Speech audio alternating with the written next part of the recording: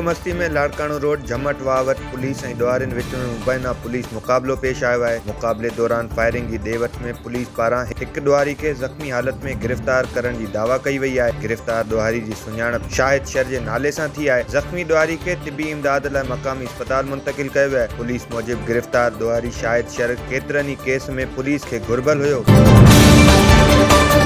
नवदेरो में क़ाइदे अवाम शहीद ज़ुल्फ़कार अली भुट्टो जे नंढे फर्ज़ंद कामरेड शहीद शाहनवाज़ भुट्टो जी 40वीं वरसी नवदेरो हाउस में वॾे अक़ीदत ऐं एतिराम सां मल्हाई वई। वरसी जी तक़रीब दौरान एजाज़ लगारी निसार भुट्टो ऐं ॿिया शरीक थिया। तक़रीब बाद पार्टी कारकुननि पारां गड़ी खुदा बख़्श में शहीदनि जे मज़ार ते हाज़िरी भरे खेनि खिराज अक़ीदत पेश कयो वियो।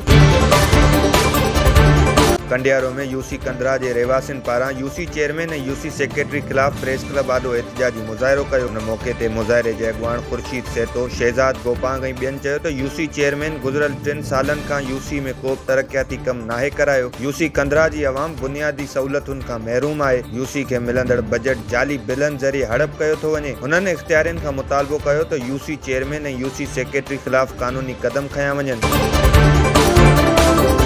कुबो सईद खान जी सैफुल मक्सी ब्रांच ऐं उन मां निकिरंदड़ शाख़ुनि में पाणी जी हथरादू खोट ख़िलाफ़ आबादगारनि ऐं सिंध तरक़ी पसंद पार्टी पारां गवादर मोटरवे ते धारदार एहतिजाजी मुज़ाहिरा कया विया। हुन मौक़े ते एसटीपी अॻुवाण अहमद मक्सी गुलाम मुस्तफ़ा बिरोई ऐं ॿियनि आपाशी अमले ख़िलाफ़ सख़्त नारेबाज़ी कंदे चयो त सिंधु दरिया में चाड़ थी रहियो आहे, पर उन बावजूद बि आपाशी अमले पारां सैफुल मक्सी ब्रांच ऐं उन मां निकिरंदड़ शाख़ुनि में हथरादू पाणी जी खोट पैदा कई पई वञे। पाणी जी खोट सबबि आबादगारनि जो मुआशी क़त्लेआम बंदि कयो वञे। उन्हनि इख़्तियारियुनि खां मुतालबो कयो त सैफुल मक्सी ब्रांच में पाणी छोड़ कयो वञे। ॿी सूरत एहतिजाजी दायरो वसी कयो वेंदो।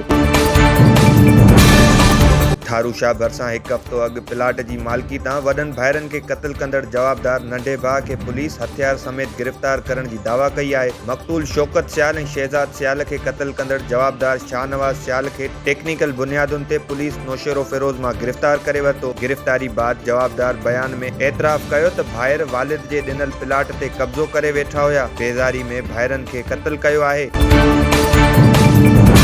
नसीराबाद में government boys high school Nasirabad जी बिल्डिंग जो मरम्मती कमु न थियण ख़िलाफ़ नौजवान इत्तेहाद जे सॾ ते सियासी समाजी तंज़ीमुनि पारां चौथे ॾींहुं बि हथनि में बैनर ऐं प्ले कार्ड खणी एहतिजाजी मुज़ाहिरो कयो वियो। उन मौक़े ते एहतिजाजी मुज़ाहिरे जे अॻुवाण सूफ़ी गफ़ार चना मंसूर सुमरो ऐं ॿियनि चयो त तालीम खाते जी नाअहली सबबि गवर्नमेंट हाई स्कूल जी बिल्डिंग जो मरम्मती कम जी बहाली लाइ अॼु चौथे ॾींहुं बि सरापा एहतिजाज आहियूं, जेको 1 साल गुज़रण बावजूदि मरम्मती कमु नाहे थी सघियो। हिन महिल ताईं तालीम खाते जे कन ते जूं बि नथी चुरे। हुननि सिंध जे इख़्तियारियुनि खां मुतालबो कयो त government high school Nasirabad building जो मरम्मती कमु जल्द शुरू कयो वञे।